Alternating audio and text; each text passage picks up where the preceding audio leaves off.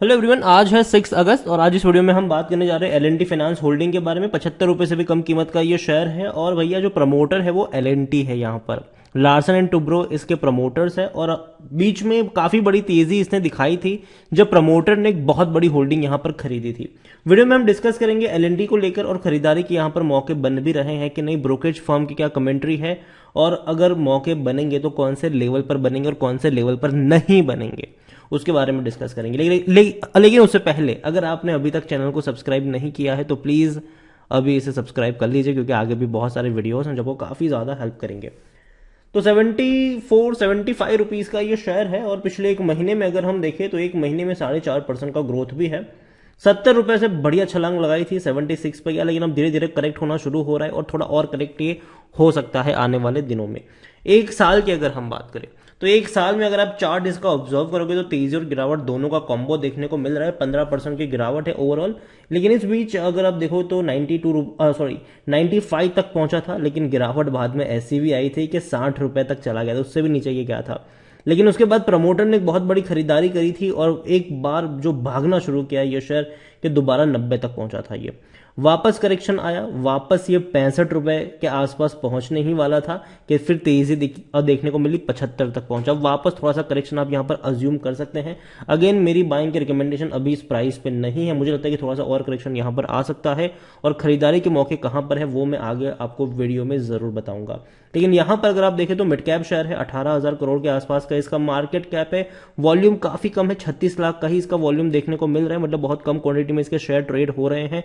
जो latest results आए हैं वो उतने अच्छे नहीं हैं, क्योंकि इन्होंने जो प्रॉफिट दिखाया था क्वार्टर 1 में वो 260 करोड़ का इनका प्रॉफिट था, जबकि इससे पहले मार्च के क्वार्टर में अगर हम देखें तो 340 करोड़ का प्रॉफिट था। मतलब 23% की गिरावट इनके प्रॉफिट में हमें देखने को मिली है। और रेवेन्यू में भी अगर आप देखो तो 2,988 करोड़ के इनके रेवेन्यू थे अभी जो हाल फिलहाल में आए उसके, जबकि उससे पहले के क्वार्टर में 2,945 करोड़ का रेवेन्यू था। मतलब मुश्किल से 1-1.5% का ही ग्रोथ था रेवेन्यू में। लेकिन पिछले साल रेवेन्यू 3,000 करोड़ से भी ज्यादा का था, तो उसके मुकाबले कम रेवेन्यू यहां पर आया है। तो ओवरऑल मैं इतना ही कहूंगा कि जो रिजल्ट्स आए वो उतने अफलातून तो बिल्कुल भी नहीं है और डेफिनेटली शायद उसकी वजह से थोड़ी बहुत गिरावट की शुरुआत भी हमें यहां पर देखने को मिल रही है। लेकिन अगेन जो भी होगा वो टेम्पररी होगा, लॉन्ग टर्म में डेफिनेटली आप यहां पर थोड़ी बहुत तेजी गिरावट एक्सपेक्ट कर सकते हो। लेकिन फिर भी मैं एल एन टी फाइनेंस को लॉन्ग टर्म के लिए रिकमेंड नहीं करूंगा। रीजन ये है कि अगर आप इसका मैक्सिमम ग्राफ भी अगर आप देखोगे तो तेजी और गिरावट का बराबर कॉम्बो है ये। जब भागना शुरू करता है तो एक बड़ी रफ्तार आती है, लंबा समय कंसोलिडेट करता है, फिर बहुत बड़ी तेजी देखने को मिल जाती है और बहुत बड़े हाइस पे पहुंचा था ये। लेकिन 2017 के बाद अगर आप देखो तो सिचुएशन पलटी है। कोविड के बाद भी अगर ये अपने प्री कोविड लेवल पर नहीं पहुंचा है, जो 2020 में अगर हम देखने की कोशिश करें तो 122 रुपए के आसपास ये ट्रेड करा था फरवरी में। गिरा था ये कोविड के बाद, 50 रुपए से भी नीचे गया था, बाउंस बैक भी किया, पहुंचने भी वाला था 106-107 रुपए पर यह पहुंचा भी था, लेकिन उसके बाद वापस हमें यहां पर गिरावट देखने को अभी के वक्त में मिल रही है। तो पहली चीज तो ये कि अभी भी अपने प्री कोविड लेवल पर नहीं पहुंचा है, लगातार ये टूट रहा है। और एल एन टी फाइनेंस को लेकर अगर देखें तो 2 ब्रोकरेज फर्म है, पहला है आईसीआईसीआई सिक्योरिटीज, खरीदारी की सलाह है और 91 रुपीज का टारगेट प्राइस है। अगर मैं कह दूं कि ये जो ब्रोकरेज फर्म के टारगेट्स होते हैं वो एक साल के टारगेट होते हैं, तो इसको ये ना समझा जाए कि बहुत जल्दी अचीव होंगे ये। दूसरा एक फर्म है वो है कोटक सिक्योरिटीज, उनकी बाइंग की रिकमेंडेशन है लेकिन टारगेट है सिर्फ 78। तो भाई साहब ये भी एक साल का टारगेट है। तो पहली चीज तो ये कि अभी ऑलरेडी 74 के आसपास ट्रेड कर ही रहा है, तो 78 का टारगेट कोई बहुत बड़ा टारगेट ये कभी नहीं होता है। एल एन टी फाइनेंस में अगर हम बात करने की कोशिश करें तो इससे पहले एम के ग्लोबल का 100 का टारगेट था, लेकिन तब ये जून महीने का टारगेट था, तब शेयर ऑलरेडी काफी ऊपर ट्रेड कर भी रहा था। यहां पर अगर आप देखो तो जब तेजी बनी थी तो जाहिर सी बात है प्रमोटर ने बहुत बड़ी खरीदारी करी थी और इसी वजह से तेजी भी बनती हुई नजर आई थी तब हमें। यहां पर आप देखो तो इनके रेवेन्यू लगातार अब टूट रहे हैं और ये नेगेटिव इंपैक्ट है। इवन इस बार का भी जो रेवेन्यू आया है वो इसके एवरेज जितना भी नहीं है, मतलब इसके एवरेज जितना ही 2,900 करोड़ के आसपास का देखने को मिल रहा है। मतलब रेवेन्यू में कोई जंप नहीं है। इवन 2020 के मुकाबले रेवेन्यू 21 में भी कम हुए हैं, 22 में भी कम हुए हैं, 23 में कैसा अचीव रहेगा वो देखना रहेगा। लेकिन अभी के लिए वो कम ही नजर आ सकते हैं या फिर इतने ही रह सकते हैं, क्योंकि जिस तरीके के पहले क्वार्टर के रिजल्ट्स आए हैं वहां से हम ये अंदाजा लगा सकते हैं। प्रॉफिट की अगर हम बात करें तो प्रॉफिट आप देखो तो भैया वो लगातार टूट रहे हैं। 2232 करोड़ का प्रॉफिट लगातार टूट रहा है और मुश्किल से 850 करोड़ का प्रॉफिट इन्होंने फाइनेंशियल 2022 में कमाया है। लेकिन इस बार के जो इनके प्रॉफिट हुए हैं पहले क्वार्टर के, वो कह सकते हैं कि हाँ थोड़े से डिसेंट तो है, 260 करोड़ के आसपास का है। एवरेज अगर निकाले भी तो 1000 के आसपास निकलेगा, जो कि 2 साल के मुकाबले थोड़ा सा बेटर आप कह सकते हो।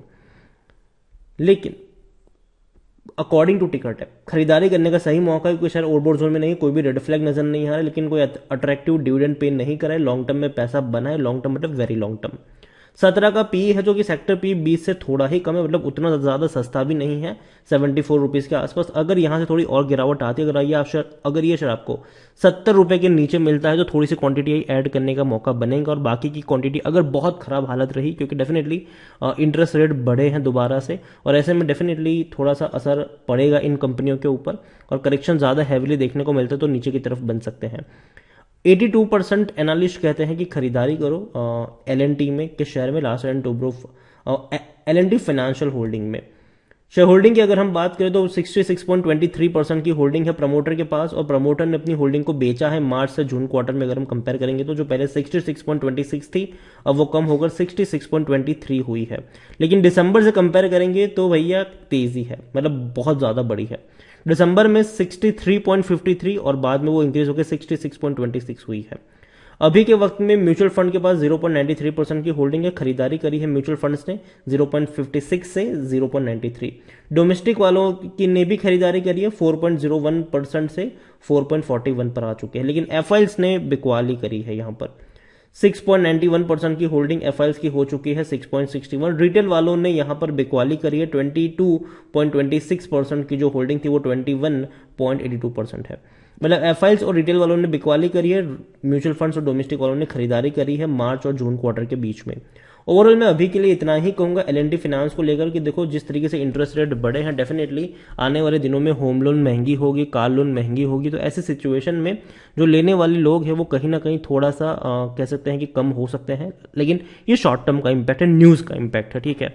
लॉन्ग टर्म में वापस सिचुएशन वैसी ही हो जाने वाली है, क्योंकि देखो जो लोन इंटरेस्ट है वो प्री कोविड लेवल पे जितना था उतने पहुंचने वाला है अभी के वक्त में, तो जाहिर सी बात है कोई उतना बड़ा फर्क नहीं पड़ेगा। लेकिन हाँ, दिक्कत यहां पर यह भी है कि भैया काफी लोगों की नौकरी गई है, रोजगार कहीं ना कहीं उतने ज्यादा जनरेट नहीं हो पा रहे। देखो इकोनॉमी अगर ग्रो करती है तो बैंकिंग सेक्टर और फाइनेंशियल सेक्टर को फायदा होता है उनसे, क्योंकि जाहिर सी बात है जितना ज्यादा पैसा पंप होगा बाजार में उतना ही ज्यादा लोग खर्च भी करेंगे, और लोग खर्च करेंगे तो भैया लोन वगैरह लेकर ही करते हैं ज्यादातर मिडिल क्लास अगर हम देखें तो अभी के लिए मैं इतना ही कहूंगा कि देखो 74 खरीदारी वाला प्राइस नहीं है, लेकिन अगर ये शेयर आपको 65 से 67 के बीच में मिलता है तो थोड़ी सी क्वांटिटी आप चाहो तो उस लेवल पर ऐड करके चल सकते हो आने वाले दिनों में।